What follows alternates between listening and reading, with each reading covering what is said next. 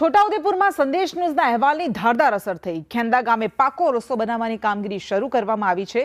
સંદેશ ન્યૂઝે સમગ્ર અહેવાલ પ્રસારિત કર્યો હતો। અત્યંત ખરાબ રસ્તાનો અહેવાલ અમે બતાવ્યો હતો અને સગર્ભા મહિલાને ઊંચકીને દવાખાને લઈ જવામાં આવી હતી। એટલી ખરાબ હાલત હતી। કાચા રસ્તાને પગલે 108 ટીમ ખેંદા પહોંચી નહોતી શકી। સીએમ અને માનવ અધિકાર પંચે રિપોર્ટ માંગ્યો હતો અને રિપોર્ટ બાદ પાકો રસ્તો બનાવવાની કામગીરી શરૂ કરવામાં આવી છે।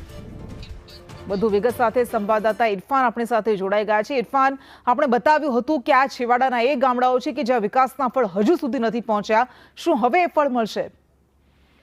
જી, વાત કરીએ તો કૃષ્ણા છોટાઉદેપુર જિલ્લાના નસવાડી તાલુકાના ડુંગર વિસ્તારના જે ખેંદા ગામે કે ખાસ કરીને સગર્ભાને જોલીમાં ઉચકીને લઈ જવામાં આવી હતી।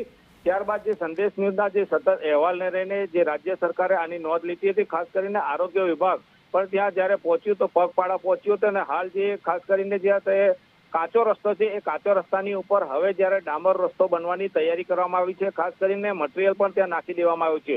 એટલે હવે આગામી ટૂંક જ દિવસમાં હવે જે આ રસ્તો છે તે બનવાની શરૂઆત થશે। હાલ તો જે આરોગ્ય વિભાગ છે છોટાઉદેપુર જિલ્લાનું ત્યાં પહોંચ્યું હતું અને ખાસ કરીને ખેંદાના જે ગ્રામજનો છે તેમજ જે સગર્ભા મહિલા છે એના પરિવારજનોને મુલાકાત કરી હતી। જી બિલકુલ, આભાર આપનો તમામ વિગત માટે।